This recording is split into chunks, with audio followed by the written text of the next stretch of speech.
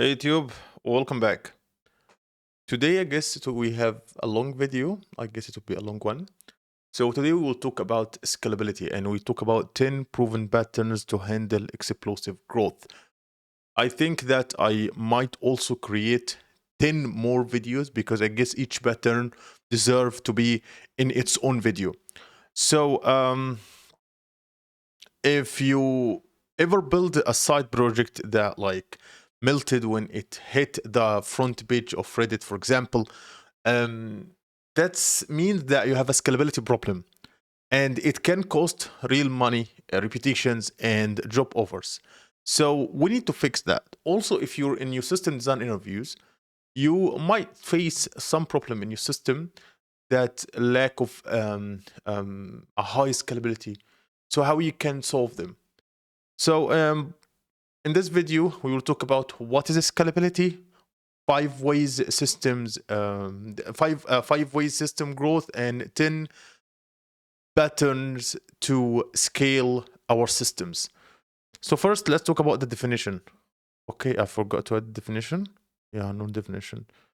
Yeah, definitions and of course. Oh, okay. Sorry for that. I forgot. So let's first talk about the definition. Okay, let me. Yeah. Let's start with the definition. So the definition, basically, scalability is a property, not a single feature. A scalable system keeps performance steady while workload climbs, simply by like throwing more hardware instances or regions at the problem. It's cool, but how do loads actually grow? This is what we're talking about. First, we need to know 5 dimensions of growth. So first, let's talk about user pace. If you have more people or more requests, like think Twitter during like breaking news. If you have features like more endpoints, more code path, like e-commerce adding a crypto pay, for example. Oh no, oh, let's go back. Okay, data volume. So logs and plus user content explode, like YouTube's petabyte of video, and complexity, which is if we want to talk about the monolith architecture and move to microservice architecture, which will adds moving part and adds the complexity. And lastly, we have a geographic reach, like the serve new continents, latency, and the latency will matter for that. And you need to recognize which dimension is stressing the system before you pitch the solution. You need to know which one is pitching the system. Okay, so let's start by the first one, which is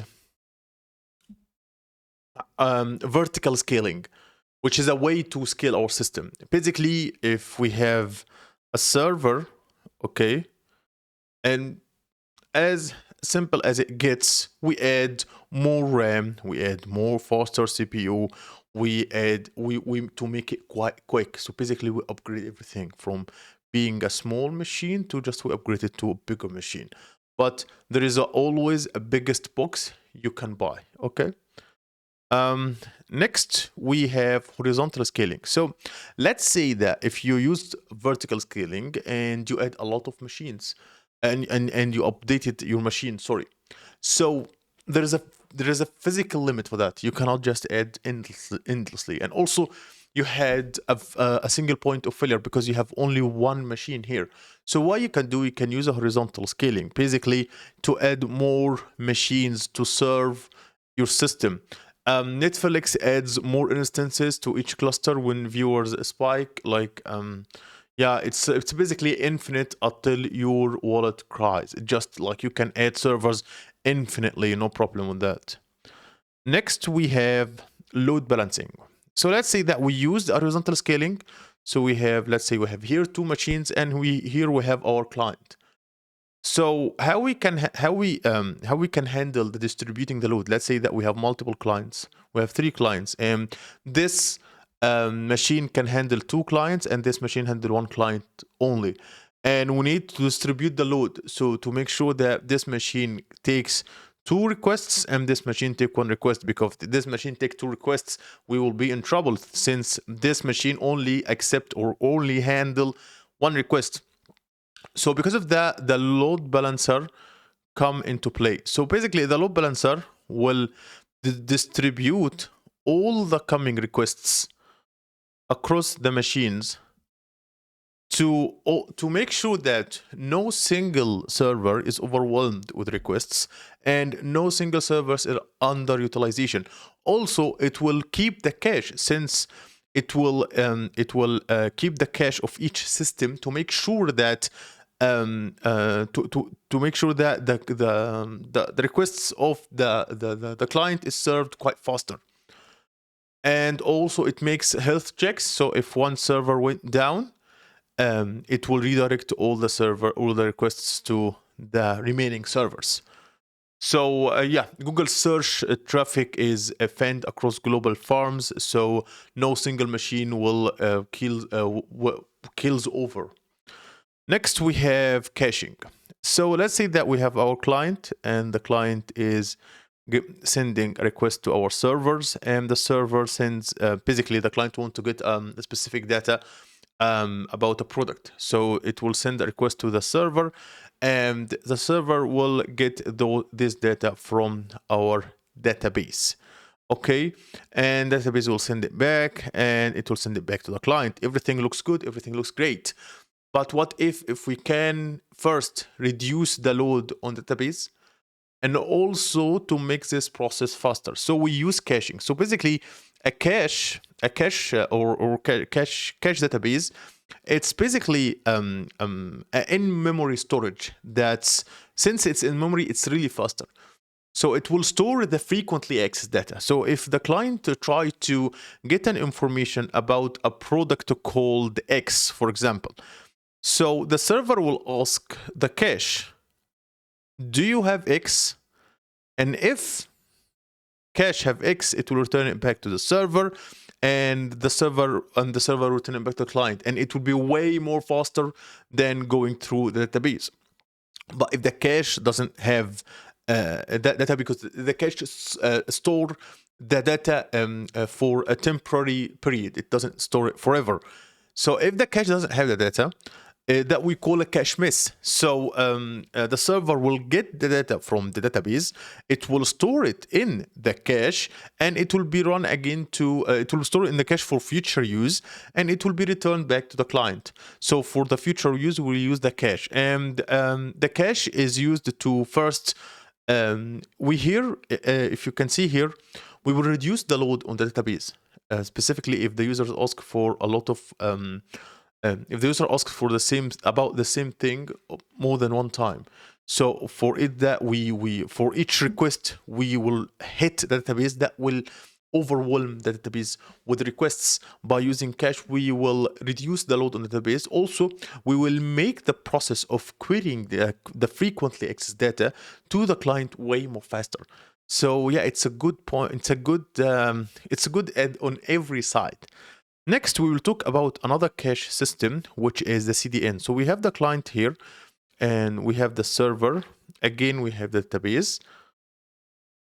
And let's say that the client try to ask for a static data. For example, images, JavaScript, for JavaScript scripts or TypeScript scripts or whatever it will be. So when the client try ask for a page or an image or a video, and it will be served from the server, and server will go to a database. Maybe it will go to like a blob storage like S3 to serve this request. But if we have a CDN, basically a CDN is a server that is located closer to the client, so to reduce the network latency. We can use like a Cloudflare edges, which will serve the images closer to the user, which will reduce the latency and improve the user experience. After all, since we will store the data closer to the user, that will make the user the user experience way more better. Next, we will talk about sharding and partitioning. So if we have a database, let's say that this is a database, and this database is overwhelmed with data. It's quite it has a lot of data, and we need to scale. So we can add more machines. We can add we can improve, like add more CPU and stuff like that. But if we reach a center point, we can short. Basically, a shorting. Basically, we will divide those data. Like let's say that we have all of this data, so we will divide this data, for example, in two machines. Okay, and those machines will store the data, and we have more data. We can just add more and more machine and so and store the data. That give us the ability to store more data, and we can handle the inconsistencies between those nodes by using, for example, a master-slave relationship, or using a query consensus, or using versioning to make sure that we don't have any conflicts, or maybe we are all in sync. We have as good consistency as possible. Next, we have asynchronous communication. So let's say that we have services or servers, or server 1, server 2, and server 3, and these servers sends requests to each other. And maybe server 2 needs a request of server 1, and server 1 sends a request to server 3, and server 3 maybe sends a request to server 4, or whatever it will be. So to make the communication better, we use asynchronous communication. So we use like a message queue. And whenever, so for example, server 2 will had a job and finish it, and it will send a job to this message queue, and S1 as a worker will pull this job and work on it, and maybe send it back to another message queue or the same message queue, and the server 3 will take this job and also work on it. So you find that no server is relying on the other. That makes the communication of these services will be way more better, and also it will we will have no lost requests. So if server 1 couldn't serve server 2 with its job requests, this job will go back to the queue, and it will be tried again by server 1. And if server 1 failed to do it for many more than one time, we will basically can just send this request to a dead letter queue, and we can just notify the DevOps team or something like that.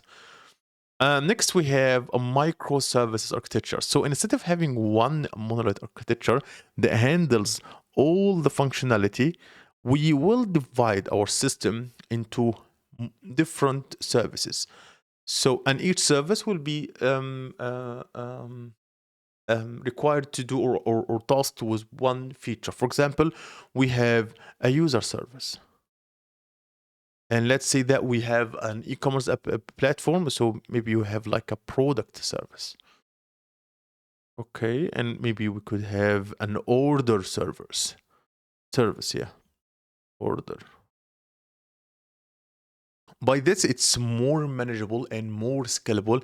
And also, if the user service needs to scale, we need only to scale the user service.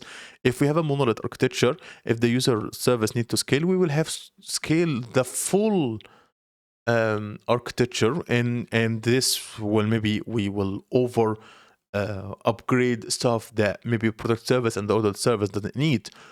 Also, if the product service has a problem, we have the user service and the order server working with no problem whatsoever. So next we have auto-scaling group. So auto-scaling group is a big topic. It's basically, it means what you can see, like AWS auto-scaling, like let's say that we have an EC2 instance. If we have a lot of requests and we have a huge demand, AWS will scale this node to handle all these requests and all of these demands.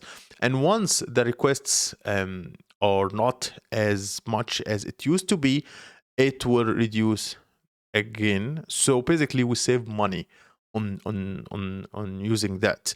It's Yeah, AWS scaling spins up EC2 instance at launch rush, then it winds down at 2 a.m., for example, which will save cache. There is also a multi-region deployment. It's like Spotify will deploys a cluster on multiple continents for low latency and high uptime. But yeah, we will talk about this in other video. So if you want to think about how to expect the prompt in your system design interview to be something like that, like your user pays triples overnight, walk me through your scaling plan, how you will handle that, and a smart answer with reference horizontal scaling plus load balancer plus caching first, and then deeper tactics like sharding or multi-region as the graph will keep climbing. Also, you need to prep for trade-off questions like vertical scaling versus horizontal scaling in terms of the cost, consistency versus partitioning, global cache invalidation, and etc. And I guess we will talk about all of these subjects in the future. So yeah, that's it for this video, and see you in the future.